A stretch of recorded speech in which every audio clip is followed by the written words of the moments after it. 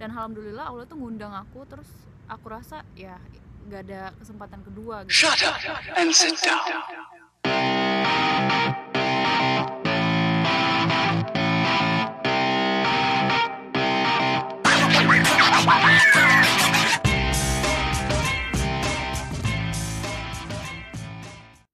Hai, welcome to my YouTube channel Rianda Sofa.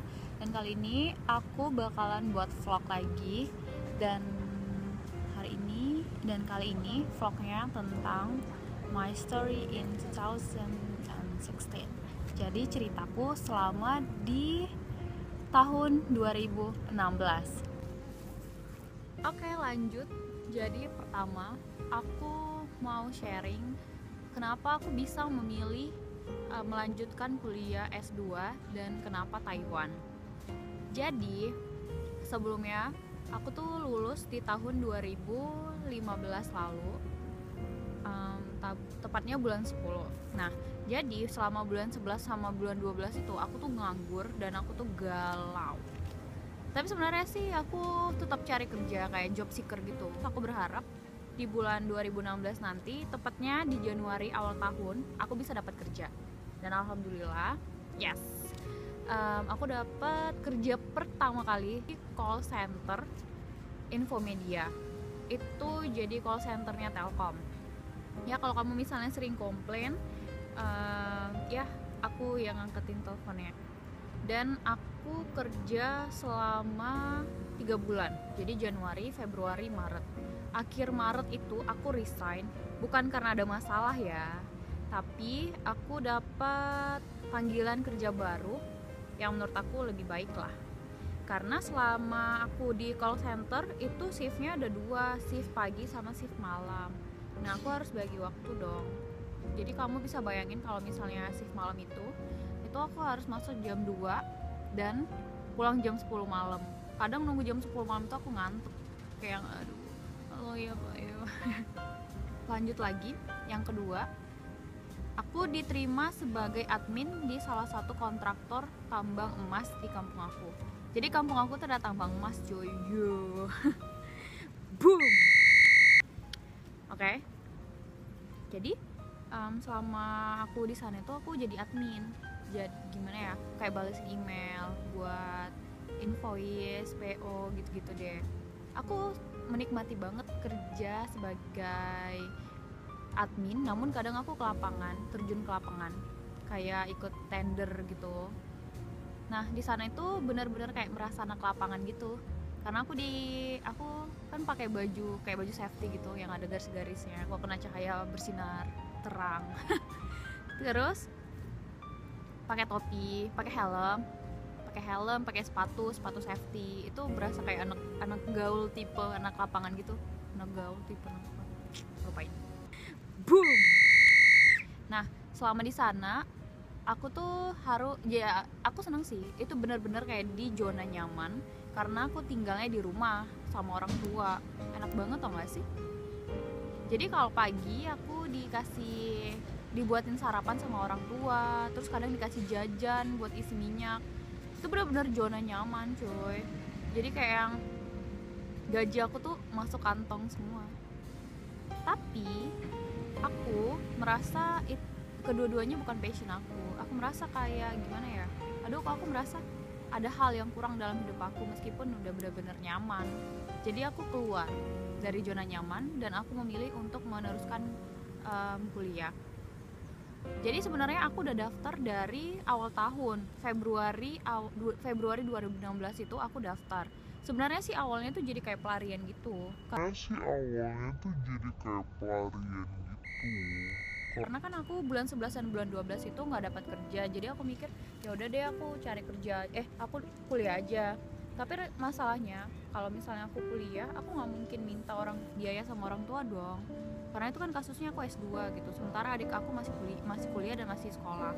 Jadi ya itu aku coba cari beasiswa keluar dan aku nemu yang Taiwan gitu. Terus aku lihat persyaratannya nggak terlalu susah dan nggak terlalu gampang, butuh effort yang lebih untuk dapatkan. Terus aku coba. Nah pengumumannya itu di bulan 6. Sementara aku di situ agak dilema sih. Aku udah merasa nyaman dan satu lagi tuh hadiah dari Allah gitu loh. Aku coba daftar dan aku lulus. Jadi aku bilang sama orang tua, terus orang tua aku bilang, ya itu terserah kamu. Terus aku mikir nggak ada kesempatan yang kedua. Aku minta sama Allah, ya Allah aku tuh pengen kuliah di luar negeri. Itu cita-cita banget dari SMP, tau gak sih? Terus kali ini di tahun 2016 aku diundang gitu loh, diundang sama Allah. Aku kasih jalan ke kamu, tapi kamu di Taiwan ya gitu. Ya nggak apa-apa, soalnya aku juga nggak apply ke negara lain sih, aku apply-nya cuma di Taiwan. Nah, setelah aku apply dan aku lulus, cobaan itu bener-bener yang kayak memborbardir ya gitu deh. Jadi kayak yang kalian bisa tahu, selama aku kerja itu gajinya aku simpan buat urus tes kesehatan, buat paspor, buat visa. Terus itu aku harus TOEFL ITP gitu deh. Dan itu kan yang harga-harganya itu tuh bener-bener mahal, kayak yang nggak ada yang 50.000, 40.000 gitu, semua pasti di atas 100.000, bahkan sampai jutaan, kayak ongkos pesawat gitu. Dan itu nggak mungkin aku minta ke orang tua, aku tuh nggak sanggup gitu loh minta, kayak membebani. Sementara itu kayak mereka bukan memaksa aku untuk kuliah kan, itu kayak pilihan, kamu mau atau enggak. Dan aku memilih iya pergi, namun aku nggak mau minta ke orang tua. Jadi ya gitu. Dan cobaan lainnya adalah aku harus izin dari kantor gitu loh ke bos, bilang kalau aku mau tes kesehatan. Jadi tuh kasusnya aku tuh bolak-balik. Aku tuh kan di kampung di Sibolga, jadi aku harus ke Sibolga Medan dan meninggalkan pekerjaan.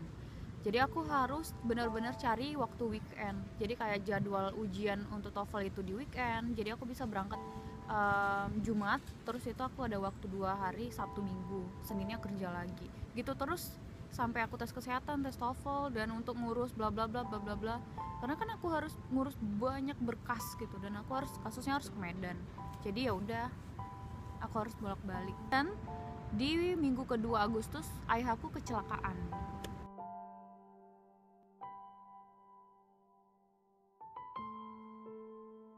Jadi ayah aku kecelakaan motor, dan sikunya di sini tuh kayak yang luka dalam banget gitu. Sampai rumah sakit di daerah aku nggak bisa kasih bantuan, alasannya nggak tahu deh kenapa.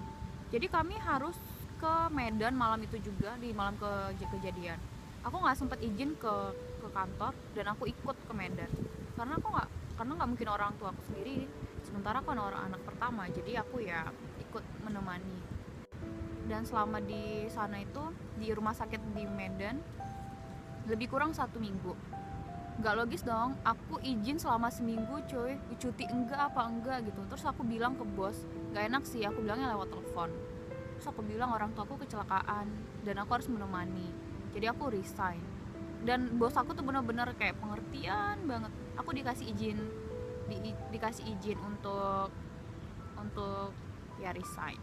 Di minggu ketiga Agustus ayah aku harus periksa ulang untuk cek lukanya lagi, untuk ganti perban, untuk dijahit lagi gitu. Dan adik aku yang bungsu dia ikut, dia ada masalah gitu sama menstruasi. Dia bisa dapat sampai sebulan gitu loh.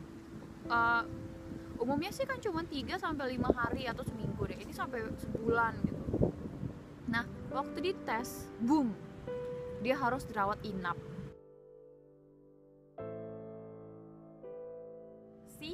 Katanya HB-nya rendah, jadi dia harus didonorin darah 5 kantong. Masuk rumah sakit lagi dan lagi kali dalam sebulan. Pertama ayah aku, yang kedua adik aku.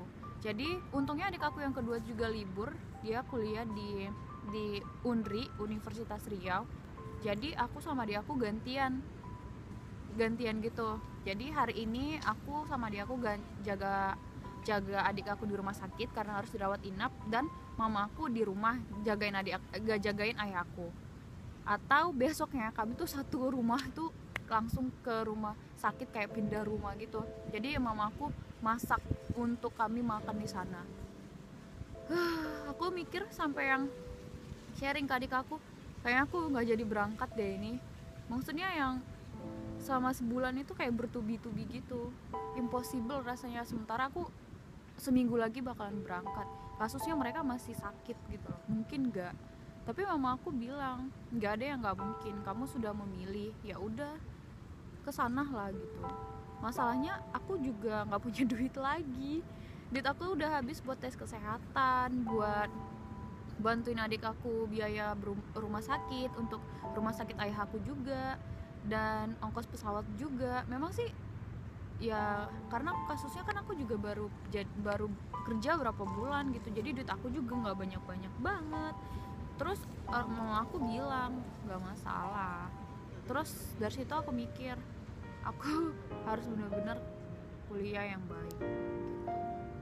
Dan alhamdulillahnya di awal September aku berangkat ke Taiwan, Taipei, dan orang tua aku juga ikut semua nganterin.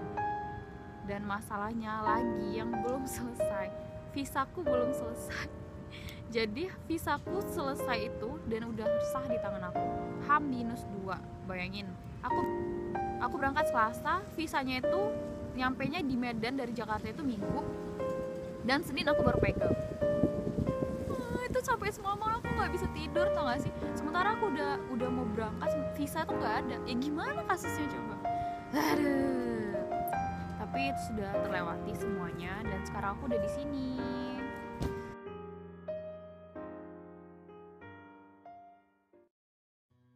Nah, itu ceritaku selama 2006. Gak penting banget sebenarnya. Iya, gak penting banget.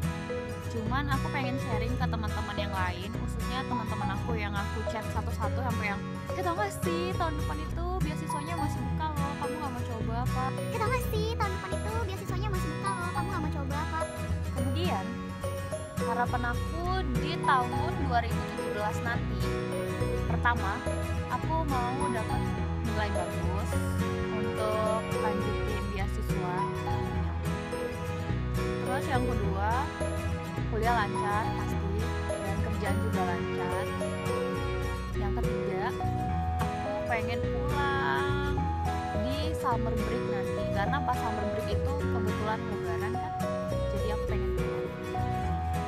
Yes, semoga harapan bisa terkabul. Amin. Untuk teman-teman, gimana cerita kamu? Ini ceritaku. So, thank you for watching. Jangan lupa like, comment, and subscribe, atau berlangganan. Kalau kamu suka video ini, di-share ya.